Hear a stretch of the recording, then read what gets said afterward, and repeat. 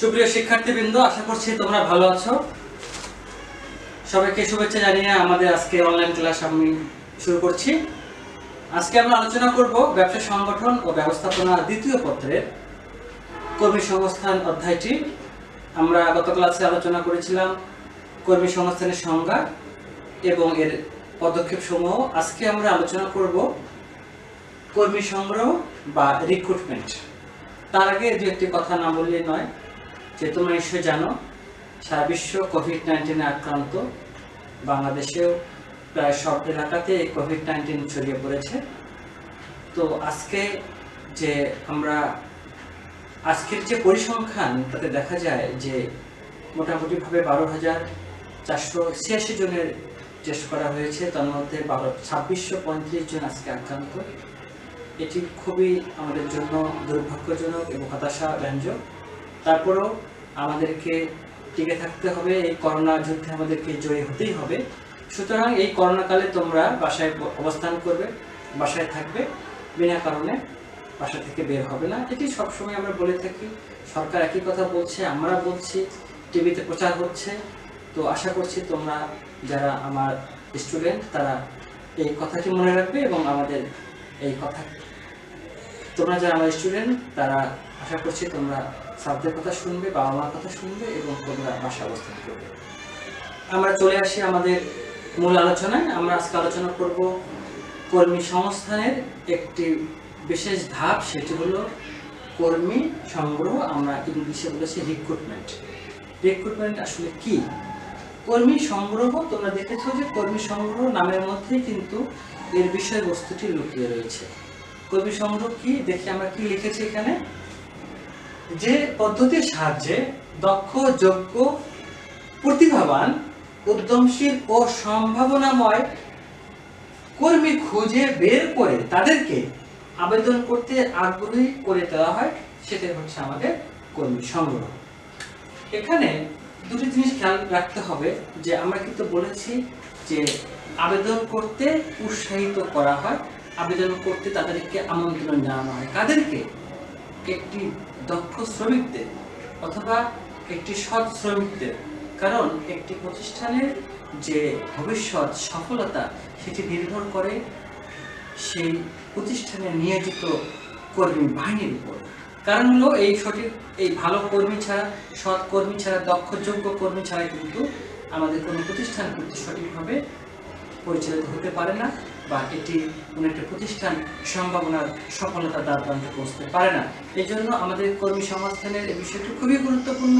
বিশেষ করে কর্মী সংগ্রহ এবং কর্মী নির্বাচন, এটিকে কিন্তু সবাই খুব বেশি গুরুত্ব প্রদান করে থাকে। আমরা গত ক্লাসে বলেছিলাম HRM বা হিউম্যান রিসোর্সেস ম্যানেজমেন্ট বা HR হিউম্যান রিসোর্সেস। প্রতিটি সংগঠনে এখন সবচেয়ে গুরুত্বপূর্ণ বিষয় হয়ে দাঁড়িয়েছে মানব সম্পদের ব্যবস্থাপনা। অর্থাৎ মানব সম্পদের যদি সঠিকভাবে ব্যবস্থাপনা করা হয়, সঠিক কর্মীকে যদি খুঁজে বের করে তাদেরকে চাকরিতে উৎসাহিত করে যদি আমরা এটিকে সিলেকশন দিতে পারি, তাহলে কিন্তু আমাদের এই প্রতিষ্ঠান সঠিকভাবে চলতে পারবে। তো কর্মী সংস্থানের ক্ষেত্রে আমরা যে কর্মী সংগ্রহের কথা বলেছি, এখানে কিন্তু বলা হয় যে সৎ, যোগ্য এবং প্রতিভাবান, উদ্যমশীল কর্মীদেরকে চাকরিতে আবেদন করার জন্য তাদেরকে কি করা হয়? তাদেরকে খুঁজে বের করা হয়, তাদেরকে আগ্রহী করে তোলা। এরই নাম হচ্ছে কর্মী সংগ্রহ। তো কর্মী সংগ্রহের রিক্রুটমেন্টের ক্ষেত্রে যে সকল সংজ্ঞা আমরা দেখে থাকি, তো এখানে সংজ্ঞাগুলো সুনির্দিষ্ট যে সংজ্ঞাগুলো রয়েছে তার মধ্যে হচ্ছে ট্যান্ডন একটি সংজ্ঞা দিয়েছেন, খুবই গুরুত্বপূর্ণ। তারপরে প্রফেসর এডুইন বি ফিলিপ্পো এটি খুবই গুরুত্বপূর্ণ একটি সংজ্ঞা দিয়েছেন। এছাড়াও আরও যে সকল সংজ্ঞা রয়েছে এগুলো তোমরা, গ্রিফিন সংজ্ঞা দিয়েছেন, এই সংজ্ঞাগুলো তোমরা পড়ে নেবে এবং সঠিকভাবে খাতায় লিখবে। তো আমরা এখন যে সংজ্ঞাগুলো দিয়েছেন তার মধ্যে প্রফেসর এডুইন বি ফিলিপ্পো তার এই সংজ্ঞাটি খুবই পরিধানযোগ্য এবং এই সংজ্ঞাটি খুবই একটি পপুলার একটি সংজ্ঞা। তিনি তার সংজ্ঞায় বলেছেন, recruitment is a process of searching for prospective employees and stimulating them to apply for the job in the organization. এটি এডুইন বি ফিলিপ্পো দিয়েছেন। এই সংজ্ঞাটি তোমাদের খুবই সহজ, এই সংজ্ঞাটি তোমরা পড়বে এবং খাতায় লিখবে। তো আমরা বলতে পারি যে এখানে তোমাদের মধ্যে দুটি জিনিস একটু এলোমেলো হয়ে যায়, সেটি হলো যে কর্মী সংগ্রহ এবং কর্মী নির্বাচন। তো আমরা দুটি আলোচনা করব। তো কর্মী সংগ্রহের ক্ষেত্রে আমরা বলি যে যে সকল কর্মী সৎ দক্ষ যোগ্য কর্মী তাদেরকে পরীক্ষার মাধ্যমে আমরা তো নির্বাচন করবই, কিন্তু তার পূর্বে তাদেরকে আমরা চাকরিতে উৎসাহ প্রদান করে আবেদন করার ক্ষেত্রে তাদেরকে ডেকে আনা বা আবেদন করাতে উৎসাহিত করার নামে হচ্ছে আমাদের কর্মী সংগ্রহ। আশা করছি তোমরা বুঝতে পেরেছো। এখন এই কর্মী সংগ্রহের ক্ষেত্রে আমাদের যে প্রশ্নটি প্রায় আসে সেটি হলো যে কর্মী সংগ্রহ এটি কোন কোন উৎস থেকে আমরা কর্মী সংগ্রহ করতে পারি। আরেকটি আছে যে কর্মী নির্বাচন এখানে কোন কোন উৎস থেকে কর্মী নির্বাচন করা যায় সেই বিষয়টি খুবই গুরুত্বপূর্ণ, এটি প্রায় আমাদের পরীক্ষায় আসে। তো আশা করছি তোমরা এই উৎসগুলো তোমরা পড়ে নেবে। এবং আরেকটি বিষয় গুরুত্বপূর্ণ সেটি হলো যে বিভিন্ন উৎসের কিছু পজিটিভ সাইড রয়েছে এবং কিছু নেগেটিভ সাইড রয়েছে। তো কর্মী সংগ্রহের ক্ষেত্রে যে সকল আমরা উৎস দেখি, একটি হলো আভ্যন্তরীণ উৎস, একটি হলো বাহ্যিক উৎস। একইভাবে কর্মী নির্বাচনের ক্ষেত্রেও কিন্তু আভ্যন্তরীণ উৎস এবং বাহ্যিক উৎস থেকে নির্বাচনের যে সকল ইতিবাচক দিক এবং নেতিবাচক দিক এই বিষয়গুলো খুঁটিনাটি বিষয়গুলো কিন্তু পরীক্ষায় আসে। তোমরা সেগুলো কিন্তু অবশ্যই পড়বে বলে আশা রাখি। আমরা এখন চলে যাই কর্মী নির্বাচন। তো কর্মী সংগ্রহ যেটি হলো, আশা করি তোমরা বুঝতে পেরেছো। কর্মী সংগ্রহের ক্ষেত্রে আমরা বলি যে সম্ভাবনাময় কর্মীকে খুঁজে তাদেরকে আবেদন করতে উৎসাহিত করা হচ্ছে কর্মী সংগ্রহ। আর আমরা এরপর চলে যাই কর্মী নির্বাচন। কর্মী নির্বাচন সিলেকশন অফ এমপ্লয়ি। এক্ষেত্রে কর্মী নির্বাচন আমরা বলি যে অধিকতর যোগ্যতা সম্পন্ন কর্মীকে খুঁজে বের করে তাদেরকে নির্দিষ্ট পদে চাকরি দেওয়ার নাম হচ্ছে কর্মী নির্বাচন। অর্থাৎ বিভিন্ন পরীক্ষা নিরীক্ষা করার মাধ্যমে বিভিন্ন পদ পাড়ি দিয়ে যে পদ্ধতির মাধ্যমে অধিকতর যোগ্যতা সম্পন্ন কর্মীকে খুঁজে বের করে তাদেরকে পদে নিয়োগ দান করা হয় বা বাছাই করা হয় সেটি হচ্ছে কর্মী নির্বাচন। কর্মী নির্বাচনের ক্ষেত্রে আমাদের কোনো শ্রমিককে নির্বাচন করার ক্ষেত্রে তাদেরকে বিভিন্ন ধরনের পরীক্ষা নিরীক্ষার মাধ্যমে তাদেরকে অধিকতর যোগ্যতা সম্পন্ন কর্মীকে খুঁজে বের করাই কিন্তু আমাদের কর্মী নির্বাচনের মূল উদ্দেশ্য। এক্ষেত্রে কর্মী নির্বাচন করার ক্ষেত্রে আমাদেরকে লক্ষ্য রাখতে হবে যে আমরা কোন কোন বিষয়কে গুরুত্ব দেব এবং সেইভাবে একটি নির্বাচনী পরীক্ষার মাধ্যমে কর্মীদেরকে খুঁজে বের করে তাদেরকে ডেকে এনে তাদেরকে বাছাই করার নামই হচ্ছে আসলে সিলেকশন অফ এমপ্লয়ি বা কর্মী নির্বাচন। এখানে ডেল ইউডোর সংজ্ঞা দিয়েছেন এবং যে সংজ্ঞাগুলো এখানে রয়েছে যে সংজ্ঞাগুলো দিয়েছেন ডেল ইউডোর, ভ্যান ফ্লিট, এই সংজ্ঞাগুলো কিন্তু খুব জনপ্রিয়। তোমরা এই সংজ্ঞাগুলো পড়তে পারো এবং এই সংজ্ঞাগুলো তোমাদের কিন্তু যেভাবে আছে খাতায় ঠিক সেভাবে হুবহু তোমাদেরকে লিখতে হবে। তো আমরা কর্মী নির্বাচন, কর্মী সংগ্রহ এবং কর্মী নির্বাচন বুঝতে পারলাম। কর্মী নির্বাচন এবং কর্মী সংগ্রহের মধ্যে বেসিক যে পার্থক্যগুলো রয়েছে আমরা সেটি পাওয়ার পয়েন্টের মাধ্যমে স্লাইডের মাধ্যমে তোমাদেরকে দেখাবো। তোমরা সেটি বইয়ের সঙ্গে মিলিয়ে নিবে আশা করছি। তো শুভেচ্ছা। অনলাইন ক্লাস ব্যবসা শিক্ষা শাখার দ্বাদশ শ্রেণীর কর্মী সংস্থান চ্যাপ্টারে সবাইকে শুভেচ্ছা জানাচ্ছি। তো আমরা আজকে আলোচনা করব কর্মী সংস্থানের ব্যবসা সংগঠন ও ব্যবস্থাপনা দ্বিতীয় পত্রে। তার আগে পরিচয় আমি দিয়ে নিই। আমার নাম মোহাম্মদ মাহমুদুল হাসান, সহকারী অধ্যাপক ব্যবস্থাপনা বিভাগ, নীলফামারী সরকারি কলেজ। কর্মী নির্বাচন বলতে কি বুঝি? প্রতিষ্ঠানে কর্মী নিয়োগের উদ্দেশ্যে যোগ্য দক্ষ কর্মী বাছাই করার প্রক্রিয়াকে বলেছি আমরা কর্মী নির্বাচন। ডেভিড এইচ হোল্স যে সংজ্ঞাটি দিয়েছেন সেই সংজ্ঞাতে আমরা যদি বলি, selection is the process of choosing new employee from the applicant pools through evaluation, testing, screening and interviewing. এখানে কর্মী নির্বাচন বলতে আমরা বোঝাই যে কর্মী নিয়োগের উদ্দেশ্যে দক্ষ ও যোগ্য কর্মী বাছাই করানোর একটি প্রক্রিয়া।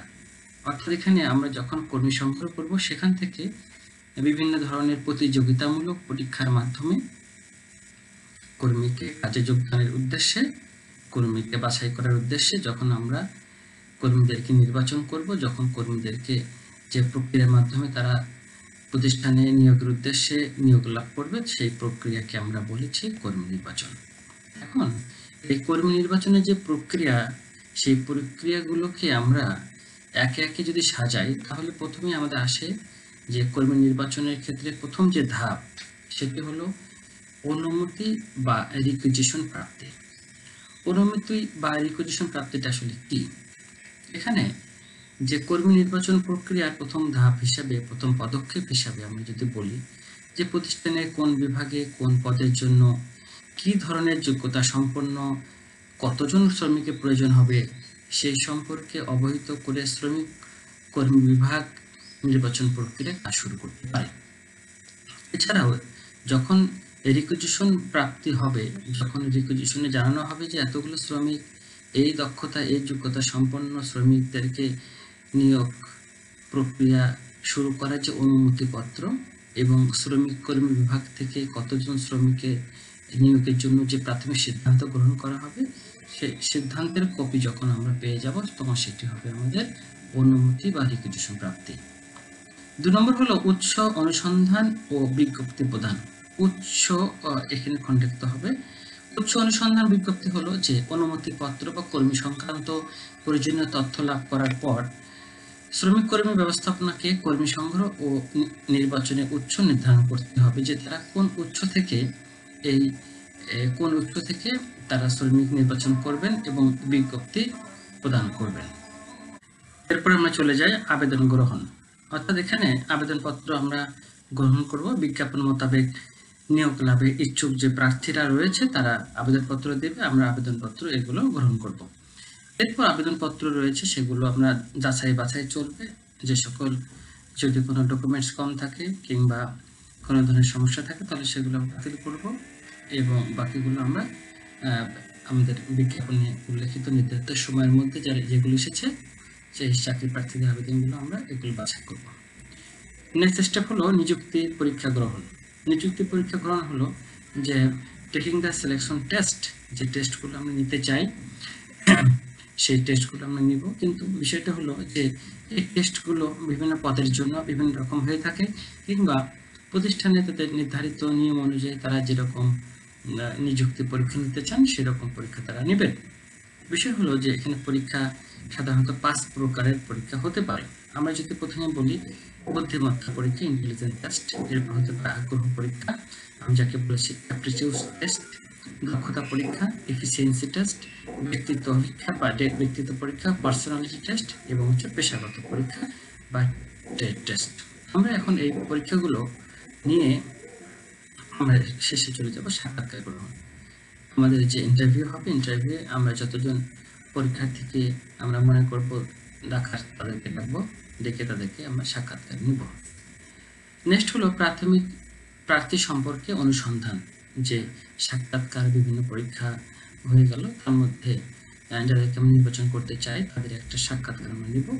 সাক্ষাৎকার নেওয়ার মাধ্যমে প্রার্থী সম্পর্কে একটা অনুসন্ধান করব। এই অনুসন্ধান হতে পারে যে সে যদি অভিজ্ঞতা সম্পন্ন হয়ে থাকে তখন সে যে প্রতিষ্ঠানে চাকরি করেছে সেই প্রতিষ্ঠানে ওভার টেলিফোনে আমরা খবর নিতে পারি কিংবা তার যেখানে স্থায়ী ঠিকানা সেখানে লোক পাঠিয়ে আমরা প্রার্থী সম্পর্কে অনুসন্ধান নিতে পারি। এরপরে হলো প্রাথমিক নির্বাচন। এই সকল পরীক্ষা সম্পন্ন হওয়ার পরে প্রার্থী সম্পর্কে অনুসন্ধান হওয়ার পর আমরা প্রাথমিকভাবে তাকে নির্বাচন করতে পারি। প্রাথমিক নির্বাচন করার পরে আমরা তাকে ডেকে তার স্বাস্থ্য পরীক্ষা, মেডিকেল যে টেস্ট সেই টেস্ট আমরা করতে পারি। টেস্ট করার পরে যদি তাকে আমরা মনে করি তিনি উপযুক্ত প্রতিষ্ঠানের জন্য বা উক্ত পদের জন্য তিনি উপযুক্ত তখন তাকে আমরা চূড়ান্তভাবে নির্বাচন করব।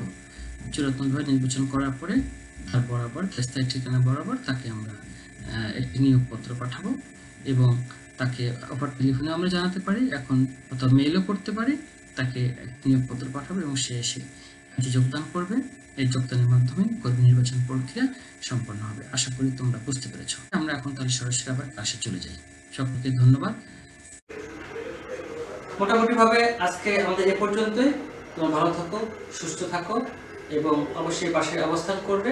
কোভিড-19 আমাদেরকে পরাজিত করতে পারবে না, আমরাই কোভিড-19কে পরাজিত করব। আমাদের দেশ আবার সে সোনার বাংলা হয়ে উঠবে। আজকে এ পর্যন্তই। সবাইকে ধন্যবাদ। আসসালামু আলাইকুম। আল্লাহ হাফেজ।